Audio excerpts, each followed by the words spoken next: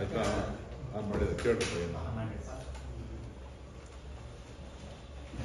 ಈಗ BJP JDS ನವರು ಧರ್ಮಸ್ಥಳ ಇಟ್ಕೊಂಡಿದ್ರು.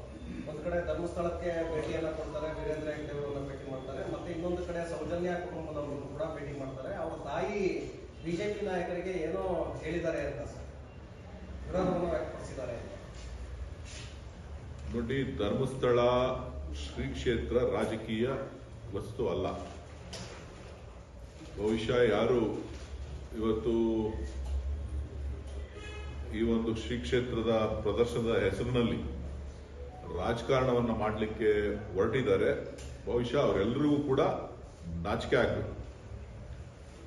ಕಾರಣ ಏನು ಅಂತ ಹೇಳಿದ್ರೆ, ಇದು ಕಳೆದ 2 ವರ್ಷಗಳಿಂದ ನಡೀತಾ ಇರತಕ್ಕಂಥ ಒಂದು ಪ್ರಕರಣ. 2-3 ವರ್ಷಗಳಿಂದನೂ ಕೂಡ, ನಮ್ಮ ಸರ್ಕಾರ ಬರೋದಕ್ಕಿಂತ ಮುಂಚೆಯಿಂದನೂ ಕೂಡ ಇದು ನಡೀತಾ ಇದ್ದಂಥ ಒಂದು ಪ್ರಕರಣ. ಸೌಜನ್ಯ ಪ್ರಕರಣ ಇರ್ಬೋದು, ಬೇರೆ ಬೇರೆ ರೀತಿಯ ಆರೋಪಗಳೇನಿತ್ತು, ಆ ಎಲ್ಲ ಆರೋಪಗಳು ಕೂಡ ಹಿಂದೆಯಿಂದನೂ ಕಳೆದ ಒಂದು 5-6 ವರ್ಷಗಳಿಂದ ನಡ್ಕೊಂಡು ಬಂದಂತ ಒಂದು ಆರೋಪ. ಈ ಆರೋಪ ಬಂದಂತ ಸಂದರ್ಭದಲ್ಲಿ ಧರ್ಮಸ್ಥಳವನ್ನ ಬೆಂಬಲಿಸಿ ಯಾವುದೇ ಭಾರತೀಯ ಜನತಾ ಪಕ್ಷದ ಅಥವಾ ಜನತಾದಳದ ನಾಯಕರು ಹೇಳಿಕೆಗಳನ್ನ ಯಾವುದೇ ಸಂದರ್ಭದಲ್ಲೂ ಕೊಟ್ಟಿಲ್ಲ. ಉದಾಹರಣೆಗಳು ನಿಮ್ಮ ಮಾಧ್ಯಮಗಳಲ್ಲೂ ಕೂಡ ಇಲ್ಲ. ಇವತ್ತು ಏಕಾಏಕಿ ಇವತ್ತು ಏನು ನಿಷ್ಪಕ್ಷವಾದಂತ SIT ತನಿಖೆ ಆದ ನಂತರ,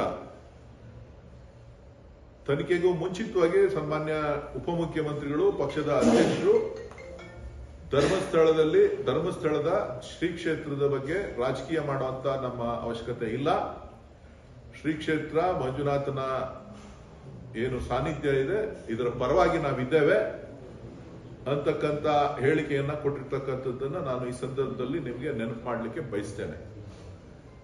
ಇದೆಲ್ಲ ಆದ ಮೇಲೆ ಈಗ ಕೆಲವು ರಾಜಕೀಯ ಪಕ್ಷದವರು ಏನ್ ತರಾತುರಿನಲ್ಲಿ ಧರ್ಮಸ್ಥಳಕ್ಕೆ ಯಾತ್ರೆ ಹೊರಟಿದ್ದಾರೆ. ಯಾಕೆ ಹೋಗ್ತಾ ಇದ್ದೀರಿ? ಏನಾಗಿದೆ ಅಂತ ಹೋಗ್ತಾ ಇದ್ದೀರಿ? ಯಾರಿಗೆ ಸಾಂತ್ವನ ಹೇಳಲಿಕ್ಕೆ ಹೋಗ್ತಾ ಇದ್ದೀರಿ? ನಿಮ್ಮ ರಾಜಕೀಯ ಬೇಳೆ ಬೈಯುವಂತ ಕಾಲ ಮುಕ್ತಾಯ ಆಗಿದೆ. ದಕ್ಷಿಣದ ಕನ್ನಡ ಜಿಲ್ಲೆ, ಕರಾವಳಿಯ ಜನ ಎಚ್ಚೆತ್ತಿದ್ದಾರೆ. ಮುಂದಕ್ಕೆ ನಿಮ್ಮ ನಾಟಕಗಳು ನಡೆಯೋದಿಲ್ಲ. ನಿಮ್ಮ ಒಳ ರಾಜಕೀಯ ಒಪ್ಪಂದಗಳೇನಿದೆ, ಆ ಒಳ ಒಪ್ಪಂದಗಳಿಂದ ಇವತ್ತು ಧರ್ಮಸ್ಥಳಕ್ಕೆ ಒಳ ರಾಜಕೀಯದಿಂದ ನಿಮ್ಮ ಧರ್ಮಸ್ಥಳಕ್ಕೆ ಕೆಟ್ಟ ಹೆಸರು ಅನ್ನೋಂತ ಪ್ರಯತ್ನಗಳೇನು ನಡೀತದೆ, ಅದು ಇವತ್ತು ಕಾಂಗ್ರೆಸ್ ಪಕ್ಷ, ಕಾಂಗ್ರೆಸ್ ಸರ್ಕಾರ ಅದನ್ನ ವಿಫಲ ಮಾಡಿದೆ, ಅದನ್ನ ರಾಜ್ಯದ ಜನರಿಗೆ ತೋರಿಸಿದೆ. ಸೊ ಹಾಗಾಗಿ ನೀವು ಮಾಡಿರ್ತಕ್ಕಂಥ ಎಲ್ಲ ಈ ನಾಟಕೀಯ ಬೆಳವಣಿಗೆಗಳು, ಒಂದ್ ಕಡೆ ನೀವು ಸೌಜನ್ಯರವರ ಕುಟುಂಬಕ್ಕೆ ತೋರಿಸ್ತಕ್ಕಂಥ ಸಾಂತ್ವನ ಇರ್ಬೋದು, ಇವತ್ತೇ ಅಲ್ಲ ಅವತ್ತು ಕೂಡ ಹೋಗಿ ಸೌಜನ್ಯರ ಮನೆಗೆ ಹೋಗಿ ನೀವು ಯಾವ ರೀತಿ ನಾಟಕ ಆಡ್ ಬಂದಿದ್ದೀರಿ, ನಿಮ್ಮ ನಾಯಕರುಗಳು ಯಾವ ರೀತಿ ಹೇಳಿಕೆಗಳನ್ನ ಕೊಟ್ಟಿದ್ದಾರೆ ಅಂತ ಹೇಳಿ ದಾಖಲೆಗಳಿದೆ.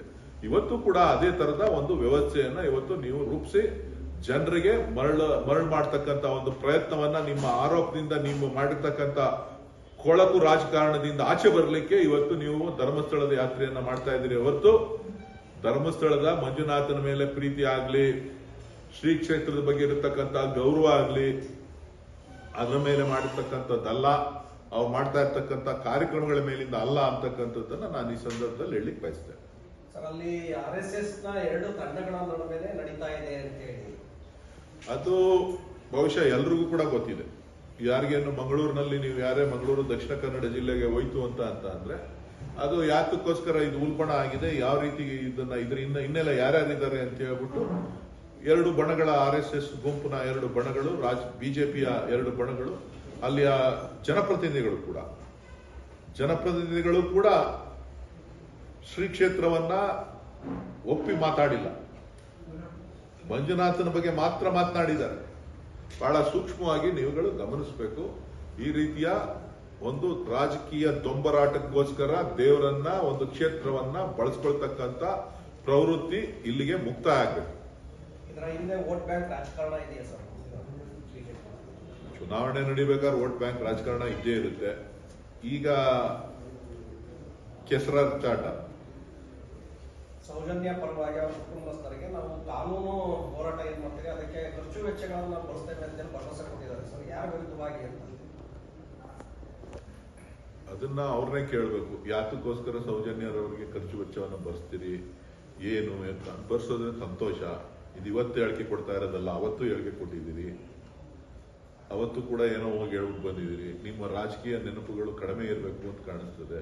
ಹಿಂದೆ ಏನೇನು ಹೇಳಿದಿರಿ ಅದನ್ನೆಲ್ಲನೂ ಕೂಡ ದಕ್ಷಿಣ ಕನ್ನಡ ಜಿಲ್ಲೆಗೆ ನಿಮ್ಮ ಏನು ಒಂದು ರಕ್ತದಾಹ ಇದೆ ಅದನ್ನು ನಿಲ್ಲಿಸಿ, ರಾಜಕೀಯಕ್ಕೋಸ್ಕರ ರಕ್ತದಾಹವನ್ನು ನಿಲ್ಲಿಸಿ ಶ್ರೀ ಕ್ಷೇತ್ರದ ಪಾವಿತ್ರತೆಯನ್ನ ಉಳಿಸ್ಕೊಳ್ಳುವಂತ ಪ್ರಯತ್ನವನ್ನ ಮಾಡಿ. ಸರ್, ಈಗ ಮುನ್ರತ್ನ ಅವರು ಕೇಸಿಗೆ ಸಂಬಂಧಪಟ್ಟಂತೆ ಡಿ ರಿಪೋರ್ಟ್ ಕೊಟ್ಟಿದ್ದಾರೆ. ಯಾವ ಕೇಸ್ಗೆ? RMC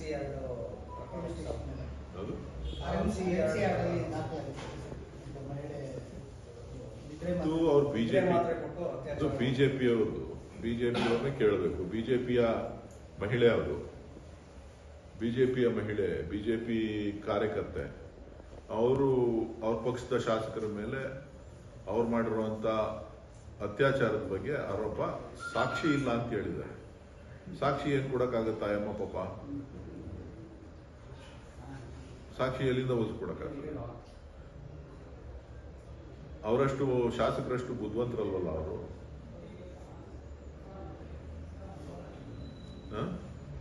ಸೊ ಹಾಗಾಗಿ ಅದು ಬಿಜೆಪಿಯವ್ರಿಗೆ ಸಂಬಂಧಪಟ್ಟಂತ ಕೇಸೇ ಹೊರತು ನಮಗೆ ಸಂಬಂಧಪಟ್ಟಂತ ವಿಚಾರ ಅಲ್ಲ. ಜಾತಿ ನಂದನೆ ಆರೋಪದಲ್ಲಿ ಸತ್ಯ ಪ್ರೂವ್ ಆಗಿದೆಯಲ್ಲ, ಅದ್ರ ಬಗ್ಗೆ ಮಾಧ್ಯಮಗಳು ಹೇಳ್ಬೇಕು. ಇನ್ನೊಂದು ಪ್ರಕರಣದಲ್ಲಿ, ಅತ್ಯಾಚಾರ ಪ್ರಕರಣದಲ್ಲಿ, ಇನ್ನೊಂದು ಪ್ರಕರಣದಲ್ಲಿ ಅತ್ಯಾಚಾರ ಮಾಡಿದ್ದಾರೆ ಅಂತ ಹೇಳಿ ಅದು ಪ್ರೂವ್ ಆಗಿದೆಯಲ್ಲ, ಅದ್ರ ಬಗ್ಗೆ ಕೂಡ ನೀವು ಬೆಳಕನ್ನ ಚೆಲ್ಲಬೇಕು. ಅವರ ಬಿಜೆಪಿಯ ಕಾರ್ಯಕರ್ತರು ಮಾಡಿರೋದಕ್ಕೆ ಬಿಜೆಪಿಯ ಅಧ್ಯಕ್ಷರು, ರಾಜ್ಯಾಧ್ಯಕ್ಷರು ಮತ್ತು ರಾಷ್ಟ್ರೀಯ ನಾಯಕರು, ಅವ್ರಿಗೆ ಬೇಕಾದಂತ ರಾಷ್ಟ್ರೀಯ ನಾಯಕರು ಬಹಳಷ್ಟು ಬೆಂಬಲ ಇದೆ. ಅವರು ಅದ್ರ ಬಗ್ಗೆ ಉತ್ತರಗಳನ್ನ ಕೊಡಬೇಕು. ಇವತ್ತು ಜಾತಿ ನಿಂದನೆ ಮಾಡಿರ್ತಕ್ಕಂಥದ್ದು ಪ್ರೂವ್ ಆಗಿದೆ, ಅವರ ಧ್ವನಿ ಅಂತ ಹೇಳಿ ಪ್ರೂವ್ ಆಗಿದೆ. ಅದನ್ನೇನು ಯಾರು ಅಲ್ಲಗಳಕ್ಕೆ ಸಾಧ್ಯನೇ ಇಲ್ಲ. ಇವತ್ತು ಏನೋ ಹೀರೋ ತರ ಬಂದ್ಬಿಟ್ಟು ಸ್ಟೇಜ್ಗಳಲ್ಲಿ ಭಾಷಣ ಮಾಡ್ತಾರೆ. ಯಾವ ಮುಖ ಹೊತ್ಕೊಂಡು ಜನದ ಹತ್ರ ಬಂದು ಭಾಷಣ ಮಾಡ್ತಾ ಇದ್ದಾರೋ ಗೊತ್ತಿಲ್ಲ. ಮಾತಾಡೋಣ, ಮುಂದಕ್ಕೆ ಇನ್ನೇ ಅವಕಾಶಗಳಿದೆ. ರಾಜೇಂದ್ರ ರಾಜಣ್ಣ ಅವರು ಬಾಲಕೃಷ್ಣ ಅವರು ರಾಜಣ್ಣ ಅವರು ಬಿಜೆಪಿ ಒಂದು ಹೆಜ್ಜೆ ಇಟ್ಟಿದ್ದಾರೆ ಅಂತ ಹೇಳಿದಕ್ಕೆ ಎಲ್ಲರೂ ಸಹ ಹೋಗ್ತಾ ಇರ್ಬೋದು. ಡಿಕೆ ಟೀಮ್ ಹೋಗ್ಲಿಕ್ಕೆ ಅವ್ರು ರೆಡಿ ಇರ್ಬೋದು, ಸಿಎಂ ಸ್ಥಾನ ಕೊಟ್ಟರೆ ಹೋಗ್ತಾರೇನೋ ಅಂತ ರಾಜೇಂದ್ರ ಹೇಳ್ತಾರೆ. ನನಗೆ ಗೊತ್ತಿಲ್ಲ. ರಾಜಣ್ಣ ಅವರು ಹಿರಿಯ ನಾಯಕರು, ರಾಜೇಂದ್ರನು ಹಿರಿಯ ನಾಯಕರು, ರಾಜಣ್ಣ ಅವರು ಬಹಳ ದೊಡ್ಡ ನಾಯಕರು, ರಾಷ್ಟ್ರೀಯ ನಾಯಕರು.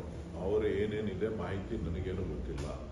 ಅವ್ರೇನು ಹೇಳ್ತಾರೋ ಅದಕ್ಕೆ ಉತ್ತರವನ್ನು ಕೊಡಲಿಕ್ಕೆ ಪಕ್ಷದ ವರಿಷ್ಠರು, ಮಾನ್ಯ ಮುಖ್ಯಮಂತ್ರಿಗಳು, ಪಕ್ಷದ ಅಧ್ಯಕ್ಷರು, AICC ಅಧ್ಯಕ್ಷರು, ಪ್ರಧಾನ ಕಾರ್ಯದರ್ಶಿಗಳು ಅದಕ್ಕೆ ಉತ್ತರ ಕೊಡ್ತಾರೆ. ನಾನೇನಲ್ಲ. ಪಿತೂರಿ ಮಾಡಕ್ ಯಾರು ಜನನೇ ಇಲ್ಲ. ಪಿತೂರಿ ಮಾಡಕ್ ಜನ ಇಲ್ಲಿದ್ದಾರೆ. ಸೆಪ್ಟೆಂಬರ್ ಕ್ರಾಂತಿ ಅಂದ್ರೆ ಸಿಎಂ ಸ್ಥಾನಕ್ಕಾಗಿ ಬಿಜೆಪಿಗೆ ಹೋಗುವುದು ತಂಡವೇ ಸೆಪ್ಟೆಂಬರ್ ಕ್ರಾಂತಿ. ಕಾಂಗ್ರೆಸ್ ಗೊತ್ತಿಲ್ಲ ರೀ, ಅವರಷ್ಟು ತಿಳುವಳಿಕೆನೂ ಇಲ್ಲ, ನಮ್ಮ ಹತ್ರ ಜನಸಂಖ್ಯೆ ಬೆಂಬಲನೂ ಇಲ್ಲ. ಗೊತ್ತಾಯ್ತಲ್ಲ, ನಮಗಿರ್ತಕ್ಕಂಥದ್ದು ಕಾಂಗ್ರೆಸ್ ಪಕ್ಷ. ಕಾಂಗ್ರೆಸ್ ಪಕ್ಷದ ಕೆಳಗಡೆ ನಾವು ಕೆಲಸ ಮಾಡ್ತಾ ಇದ್ದೇವೆ. ನಮಗೇನಿದ್ರು ಕಾಂಗ್ರೆಸ್ ಧ್ವಜದ ಕೆಳಗಡೆ ಕೆಲಸ ಮಾಡಿ, ಕಾಂಗ್ರೆಸ್ನ ಜೊತೆ ಕೆಲಸ ಮಾಡಿ ಅಭ್ಯಾಸ ಇದೆ. ಉಳಿದದ್ದು ಅವ್ರು ಬಿಟ್ಟಿದ್ದು. ಅವ್ರು ಯಾರ್ಯಾರು ಏನೇನು ಮಾತಾಡ್ತಾರೋ ಅವ್ರಿಗೆ